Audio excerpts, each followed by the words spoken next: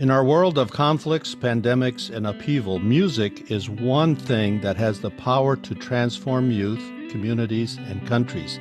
Music is a powerful force in individual development academically, emotionally, and socially. Participating in choirs and instrumental ensembles builds community, communication, and compassion. It heals young people from trauma and gives them hope and self-confidence. In 1985, Connie Fortunato began conducting music camps in the United States, and then in 2002 founded her international children's charity, Music Camp International. So I want to welcome to the Unconventional Ministry podcast, Connie Fortunato, and we're going to talk a little bit about music. Sounds great. My favorite topic. It seems that way as I read so much about what you are doing. Of course, this is the Unconventional Ministry podcast, and I'm Dennis Weens, your host, Senior Impact Catalyst at Sat7 USA.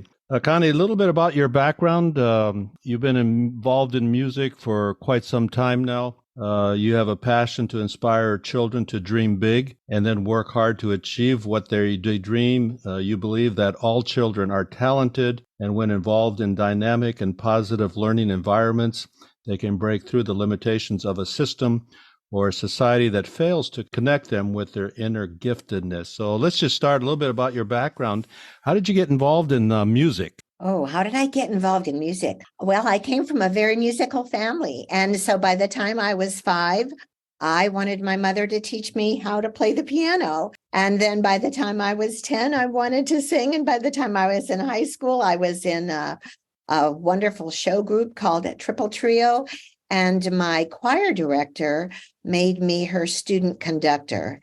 And she was, along with my piano teacher, two very strong influences in my life, shaping the way I would think, probably the way that I approach children and teaching, and definitely cultivating the love of music that I have had all my life.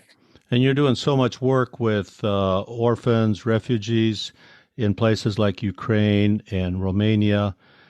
Just amazing, the power of music. What did you notice back when you started this Music Camp International? What did you notice that you could help so many children by using music? Oh, what a great question. I went to Romania because I had seen a television special on the plight of the Romanian orphans. About 300,000 Americans watched that television program, and probably all of us, but definitely me. I sat in my living room and just sobbed. I had never seen anything quite so devastating, to see children kept in cages like animals, treated as though they were not intelligent. And about 150,000 Americans were motivated and inspired to go to Romania and adopt children. It grabbed me in a different way. I wanted to go and heal them in their context.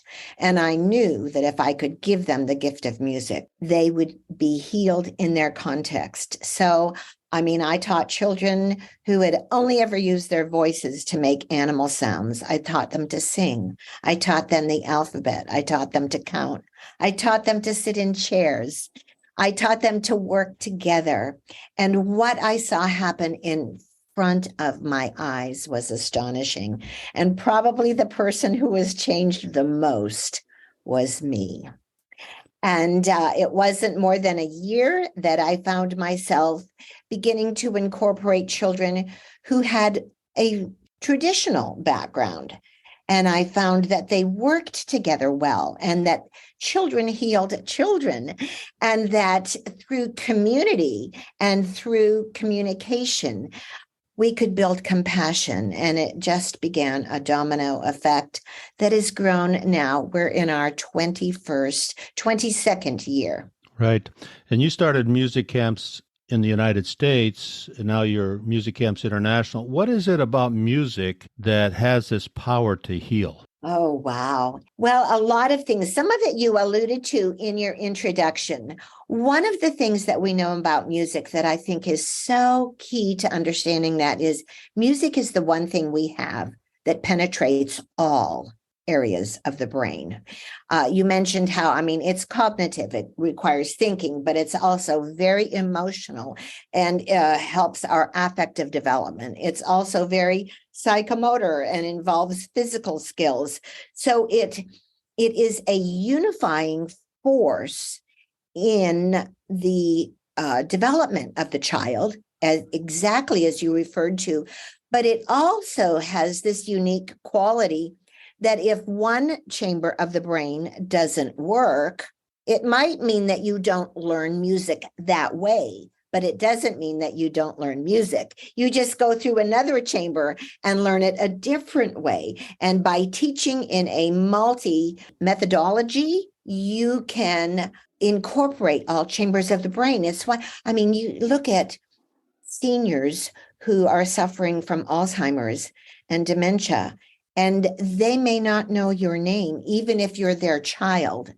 But if you begin to sing to them, they can remember music that they learned, 30 or 40 years ago, because it goes through a different chamber in the brain. And it's the thing that gives music so many possibilities in child development and in academic development and in that emotional healing that is so important, especially these days. So for the orphan or the refugee that really doesn't have a giftedness in music, they can still benefit from these music camps that you do, right?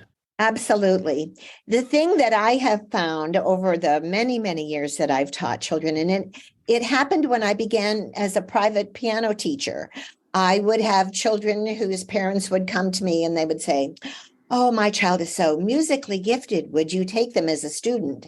And I would have other parents come to me and say, "I don't really think my child has any musical talent at all, but I think music is important. So would you take them as a student?" Right. Side by side, the children were equally talented. The difference was not in the child. The difference was in the perception of the parent.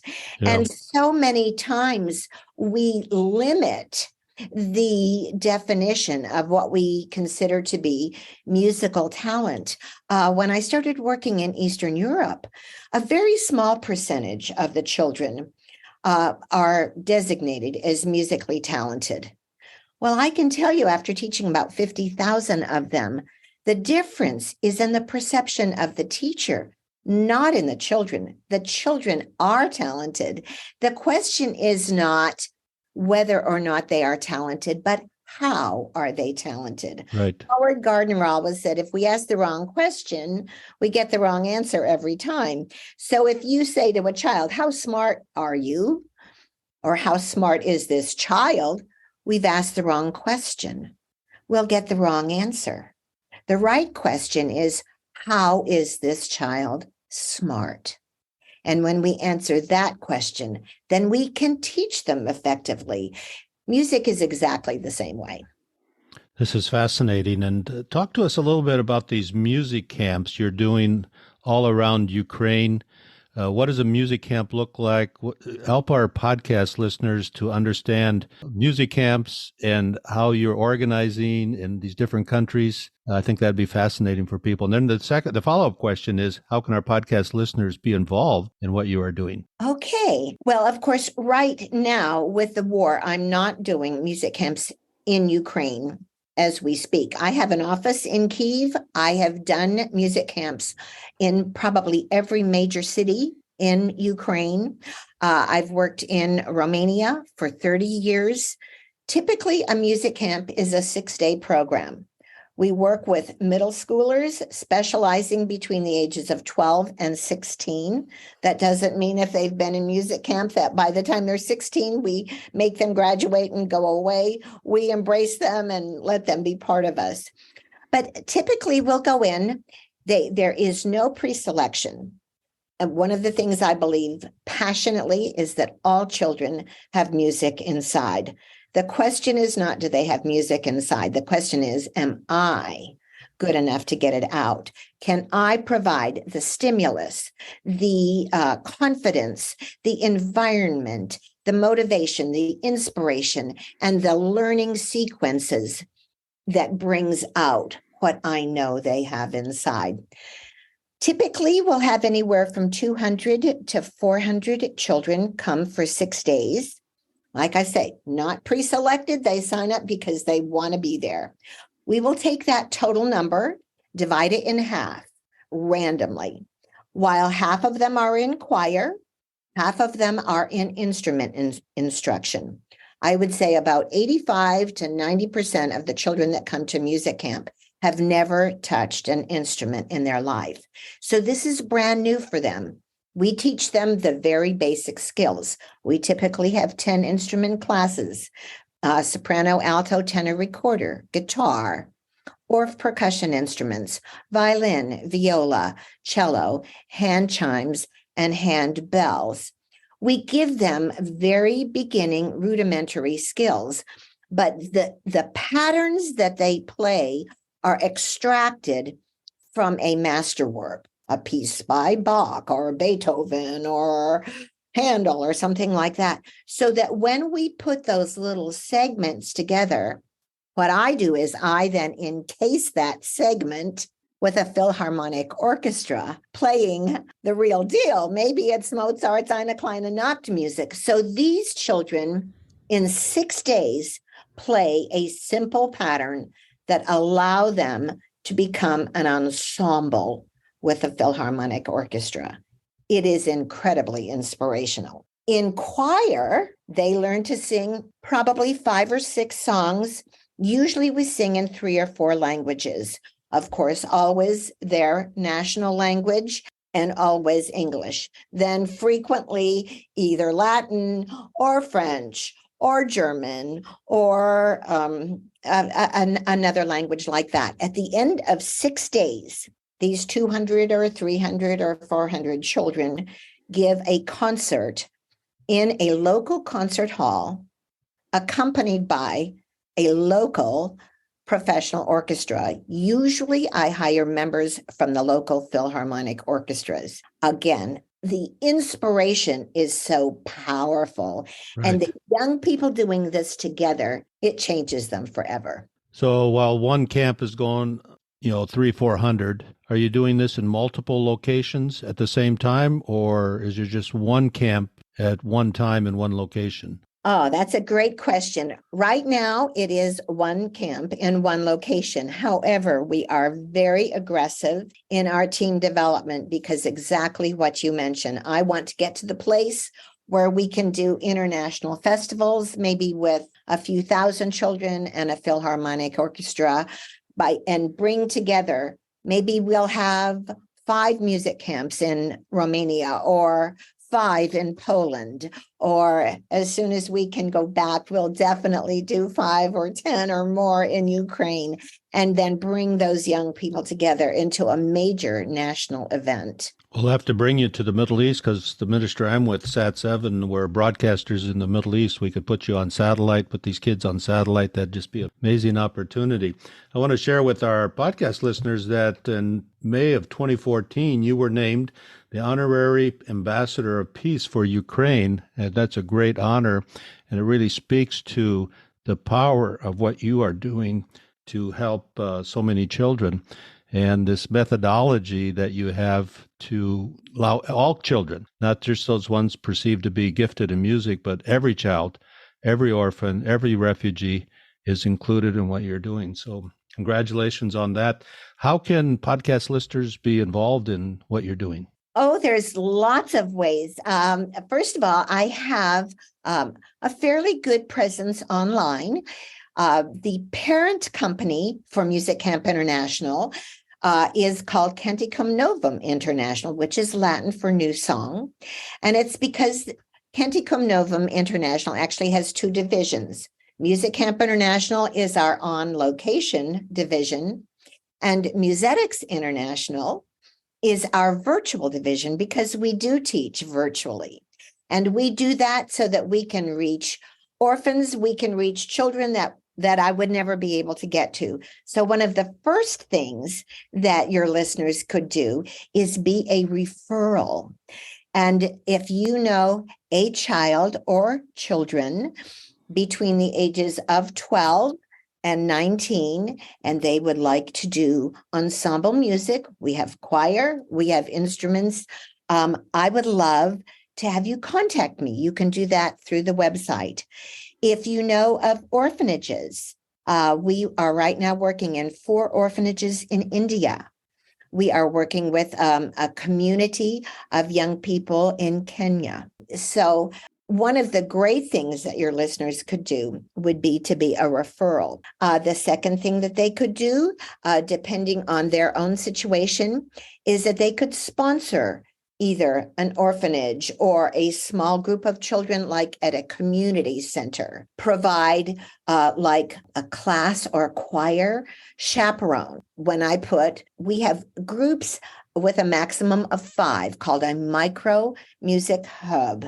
And if we put, say, 5 children, either from a community center or from an orphanage or from a village or from a church or from anywhere, we need a chaperone to just be with them. They don't have to be musicians. We take care of that. They might have to do minimal translation, so they would need to understand English and be able to translate it. We like the children to have a basic English competency. Those are 2 things. Are all kinds of openings in terms of if you play an instrument and are a trained teacher. We do our own specialized teacher training that really brings to the forefront these approaches that I've spoken about. But I listed the classes. Anybody that teaches any of those, because we work in all time zones, we need teachers from all time zones. So that would be another way that your listeners could participate. Very good. And the website is just Google Music Camp International, and it will take you to the website. And from there, you get to these other entities and read some of the stories. So that's the place to start. Get on the website, and then across the top, there's different tabs. Yes. And you can navigate through some of the different opportunities. So, Connie, this is fascinating to see how you're using music in such a powerful way. Is there a story or 2 that stands out that you could share with our podcast listeners? What I'll do is I think I'll tell you the story of one of the children who was very influential because of the dramatic change in his life that really solidified for me. This is my life calling. This is what I was created to do. I was doing a project in Romania, and I was working at an orphanage, and just again, randomly with the children. I hadn't done any pre-selection. And one little boy just had so much trouble making a pitch. If I would sing, ooh, he might go, or something like that. And I thought, oh my, how do I do this? So I tried lots of different games and bouncing basketballs and all kinds of things. And finally, he matched a pitch. And then probably 1 or 2 days later, I was working with him, and he sang the beginning of a classical piece of music. It was a piece by Saint-Saëns, a French composer, and it was from his Christmas oratorio. Magnificent piece of classical music, and it starts out really high. And so I had this young boy sing. I said, "RP, I want you to listen and sing this." And he did it note perfectly. And I was like stunned. I was so stunned that when I saw the orphanage director that night, I said, "Guess who found their singing voice today?" And she asked me, and when I told her, she said, no, you must have the wrong child. That's not possible. And I said, "No, I'm sure it's not the wrong child. I'm sure that's who it is." She said, "Do you know his story?" And I said, "No, I don't know anything about him." And she said, "This boy's father tried to murder him by pouring acid down his throat. He had murdered his brother, and when he came to murder him, the child ran. And he came, and he was taken to a hospital in Hungary." Wow. They said, the orphanage had gone and said, "We want to take this boy and give him a home and give him a family and everything." And they said, "Don't take him. He will die."